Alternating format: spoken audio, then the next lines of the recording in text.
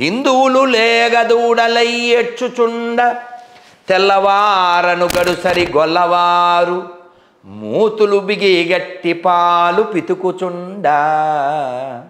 తెల్లవారను గడుసరి గొల్లవారు. భరతఖండం ఏంటి? చక్కని పాడియావు. ఈ పాలు వాళ్ళు పితుకుతున్నారు. ఈ దూడలు ఎవరు? హిందువులు. నేను బాధపడేది ఏమిటంటే ఆ పద్యం చెప్పి 114 ఏళ్ళు అయితే ఇంకా దూడల్లాగే ఉన్నారా? ఎద్దులవరా ముద్దులారా? ఈ బ్రిటిష్ భావజాలాన్ని నెత్తి మీద పెట్టుకుని బ్రిటిష్ వాళ్ళు ఆత్మీయ తల్లిదండ్రులంట ఈ వీపీ గాళ్ళకి. ఎవరు? ఈ దేశంలో 6 లక్షల మంది పైన రికార్డుగా దేశభక్తులను ఉరి తీసిన ఈ లత్కోర్ పదానికి అర్థం ఏంటో తెలుసు సార్. ఈ లత్కోర్ గాళ్ళని వీడు ఆత్మీయ తల్లిదండ్రులు అంటాడు. వీడు ఉపేంద్ర గారు దేశాన్ని మొక్కలు చేసేయాలంటాడు. విజయ్ కుమార్ గాడేమో భరతమాత ఎవరో ఎంతమంది భర్తలు అంటారు. యేసు ఎప్పుడు పుట్టాడు అంటే అంటారు. డిసెంబర్ 25. నీ బర్త్డే ఎప్పుడు నాన్న? అక్టోబర్ 18. చెప్పావుగా రెడ్డి, నీ బర్త్డేనా? డేట్ చెప్పరా? 9వ నెల, నెక్స్ట్ మంత్ వచ్చే. ఓకే. బట్ ఆడి బర్త్డే ఆడు చేసుకోవచ్చు, మాకు అభ్యంతరంలే, మీరు కూడా చేసుకోవచ్చు. కానీ గాడ్కి ఒక డే పెట్టారా? బర్త్డే అన్నారా? డిసెంబర్ 25 ఎందుకు చేస్తున్నాం? నేడు పుట్టెను మన కొరకే రక్షకుడు అని కొంపల దగ్గర అంటిస్తున్నారా? నేడు అంటే డిసెంబర్ 25దా? దాని గురించి మన వీపీని అడిగితే ఎవరు చెప్పాడు? ఈ రాధవంతరావు అడుగుతున్నాడు. మేము చెప్పామా డిసెంబర్ 25? బైబిల్ చెప్పిందా? పాస్టర్లు చెప్పారా? మరి ఎందుకు చేస్తున్నారు అంటే డిసెంబరు 1వ తారీఖు నుంచి 25 దాకా కొంచెం కొంచెం పుట్టాడు. అలా కొంచెం ఒకరోజు వేలు బయట పెట్టి, 2వ రోజు కాలు బయట పెట్టి, 3వ రోజు తలకాయ బయట పెట్టి ఏం సార్ ఇది? కృష్ణుడు ఎప్పుడు పుట్టాడు? భాగవతం చెప్పింది. ఎప్పుడు పుట్టాడు? శ్రావణ బహుళాష్టమి. మేము 26వ తారీఖు చేస్తున్నాం. లాస్ట్ ఇయర్ 26 కాదు, లాస్ట్ ఇయర్ ఏదో డేట్ వచ్చింది. అంటే దేని ప్రకారం? తిథి ప్రకారము. శ్రీరామనవమి ఆ తిథిని బట్టి చేస్తాం కదా. మన పండగలన్నీ తిథులు, వాళ్ళవన్నీ తేదీలు. సో డిసెంబర్ 25 నువ్వు ఫిక్స్ అయ్యావా? 10 లక్షలు ఇస్తా అని చెప్పావా? చూపించమని చెప్పావా? తర్వాత 25 చేసావా? క్వశ్చన్లు పెంచిపోయింది, దాన్ని 90 చేసావా? నిబంధనలు ఏం అక్కర్లేదా? నిబంధనలు ఏమి ఉండకూడదు. నువ్వు కొనమనగానే కొనేయాలి సామాన్లు. బేరలో ఆడకూడదు, అది చెక్ చేయకూడదు. ఇప్పుడు ఏదన్నా కొనేటప్పుడు చెక్ చేస్తామా చేయవా? ఏమండి ఎప్పుడు నా పిల్లల్ని ఇచ్చామనుకోండి, ఏం చెప్పేవారు పెద్దోళ్ళు? అటు 7 తరాలు ఇటు 7 తరాలు అనేవారు. అవునా? అంటే పెళ్ళికి అంత ఉంటే లొల్లికి అంత ఉండాలి సార్ కదా. కదా ప్రపంచంలో ఓల్డెస్ట్ రిలీజియన్ సనాతన ధర్మం.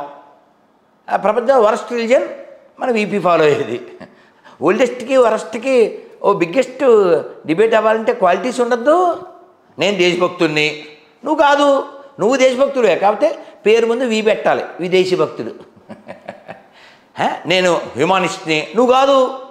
నేను నమ్మే రాముణ్ణి, నేను నమ్మే కృష్ణుని, నేను నమ్మే శివుణ్ణి. ఇతరులను నమ్మకపోయినా పర్వాలేదు, దైవానికి చాలా పేర్లు ఉన్నాయి. నువ్వు చెప్పలేవుగా. లిమిటెడ్ ఎడిషన్ ఇది, నాది అన్లిమిటెడ్. దేవుడికి వీడో పేరు పెట్టాడు, ఆ పేరుతోనే పిలవాలి. కుంచిత బుద్ధి కదా ఇది. నువ్వు చూసావా? పోనీ ఆ పేరు చివరి రేటు లేకుండా బతుకుతావా? బతకావు. ఇప్పుడు నాన్న నువ్వు చెప్పగలవు కదా, నా పూర్వీకులు గొప్పవాళ్ళు చెప్పు. నాన్న చెప్తా, నా పూర్వీకులు గొప్పవాళ్ళు. అతను కూడా చెప్తారు, అతను కూడా చెప్తారు. ఈ మతం మారిన వాళ్ళందరికీ పూర్వీకులు ఎదవలు అకార్డింగ్ టు దెమ్. నేను అడిగాను రాంబాబు అని గొర్రెని అడిగా. గొర్రె తిట్టు కాదు, గుర్తుపెట్టుకోండి మై లార్డ్. గొర్రె ఈజ్ నాట్ తిట్టు, యాంకర్ ఈజ్ నాట్ తిట్టు, ఇంజన్ ఈజ్ నాట్ తిట్టు, కెమెరామ్యాన్ ఈజ్ నాట్ తిట్టు, డ్రైవర్ ఈజ్ నాట్ తిట్టు, గొర్రె ఈజ్ నాట్ తిట్టు. అది గుర్తుపెట్టుకుని మీరు ప్లీజ్. ఓకే. సో గొర్రెని అడిగాను, పాస్టర్ గొర్రెని, సార్ మీ తాతగారు మా తాతగారు అల్లూరి డొక్కా సీతమ్మ గ్రేట్ పర్సనాలిటీసు, వీళ్ళెవరు మీరు చెప్పిన మతంలో లేరు కదా, వీళ్ళందరూ ఎక్కడికి వెళ్తారు సార్ అన్న. మా తాత మీ తాత అల్లూరి అంబేద్కర్ డొక్కా సీతమ్మ ఎవరు లేరు, అంతా నరకానికి వెళ్ళిపోవాల్సిందే, మా పార్టీలో లేరు కాబట్టి. అంత నాన్సెన్స్ సార్. ఎవరైనా వాడి డీడ్స్ని బట్టి డెస్టినేషన్ ఉండాలి. కానీ ఏదో ముష్టి ఒక నమ్మకపోతే నరకం, నమ్మి బాప్టిజం పొందినవాడు రక్షించబడిన లేదా శిక్షించబడిన. ఏంటి సార్ మాకు ఇది అవసరమా? ఇది ఒక మతమా? కాదు, మాది మతం కాదు, మార్గం. అవును, మేము కాదంటలేగా, ముందు దూ పెట్టాలి. దుర్మార్గం. మార్గమే కాబట్టి దుర్మార్గం. ఏం నేర్చుకోవాలి? వీళ్ళ దగ్గర ఏం నేర్చుకోవాలి? ఏం నేర్చుకోవాలి చెప్పండి? అబద్ధాలు ఆడడం నేర్చుకోవాలా గొర్రెల దగ్గర? నీతి లేకుండా జీవించడం నేర్చుకోవాలా? అందుకని ఇంత గొప్ప వాళ్ళ వారసులు అయింది, అంత త్యాగం చేసి ఇంతగా పద్యం చెప్పిన ఆయన పేరు అడగలే మీరు. ఆయన పేరు తెలుసా? చిలకమర్తి లక్ష్మీనరసింహం గారు. ఓకే, ఈ భరతఖండం చక్కన పాడు చెప్పిన. సో స్వామి జ్ఞానానంద పేరు విన్నారా? పశ్చిమ గోదావరి, భీమవరం యువతల ఊరు, తోపు. ఆ టైంలో ఆయన హిమాలయాలకు వెళ్ళిపోయి ఒంటి మీద ఏమీ లేకుండా తపస్సు చేశాడు. మరి ఏం మూడు వచ్చిందో దిగిపోయాడు, ఎట్లా వెళ్ళిపోయాడు, ప్రొఫెసర్ అయిపోయాడు, ఏయుకి వచ్చాడు. 200 పైన థీసిస్ ఇప్పటికే ఉన్నాయి. అంటే a saint can become a scientist నిరూపించిన personality. But according our BOK DA book ప్రకారం అది గో టు హెల్లో. అగ్ని ఆరదు, పురుగు సావదు. ఏం సార్ మీకు ఇది అవసరమా? లేదు, మనం ఆ టాపిక్కే వెళ్ళిపోతుంది, అక్కడికి వెళ్ళాలి. ఇలా ఒక్కొక్క జిల్లాలో ఒక్కొక్క గ్రేట్ పర్సనాలిటీ. ప్రకాశం పంతులు గారు రాష్ట్రానికి తొలి ముఖ్యమంత్రిగా చేసిన వ్యక్తి, 13 నెలలేమో. అలాంటి ఆయన ఎప్పుడో ఎక్కడికో వెళ్తే ఉపన్యాసం అయిపోయాక శాలువకి పేరట, ఒరే ఈ శాలువ ఎందుకురా, ఒక 4 అరటిపళ్ళు ఇచ్చుంటే ఈ పూట గడిచి ఉండేది కదా అన్నారు. బా ఆ స్థాయిలో ఉంది ఆయన. ఎంత గొప్పడంటే డబ్బులు వచ్చాయి కదా, ఆయన లాయర్. ఆ లాయర్ డబ్బులతో చెన్నై నుంచి ఒరిస్సా దాకా బోల్డ్ని కొనేసాడంట, పొలాలు, స్థలాలు, బంగ్లాలు. ఈ స్వతంత్ర ఉద్యమంలో అన్నీ తగలేసాడు. చివరికి ఎప్పుడు ఆయన, మీరు ప్రకాశం పంతులు గారి బొమ్మ చూడండి, ఇలా శాలువా కప్పుకుని ఉంటాడు. అదేదో స్టైల్ కాదు, ఆ చొక్కాకి హోల్స్ ఉంది. అలాంటి త్యాగ పురుషుల్ని నరకానికి వెళ్ళిపోతారు అని చెప్పే నాన్ సెన్స్, ఎడారి, పిశాచ, పాషండ, దరిద్ర మతాలు మాకెందుకు? మాకెందుకే?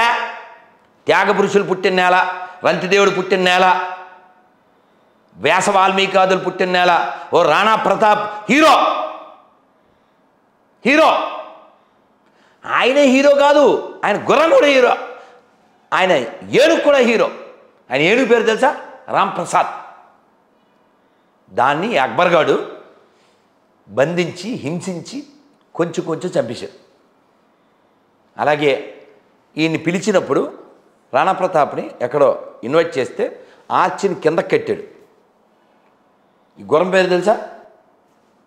బజాజ్ వాళ్ళ బండి చేతక్. దాని పేరే పెట్టుకున్నారు బజాజ్ వాళ్ళు. చేతక్ అంటే నాకు మహా ఇష్టం.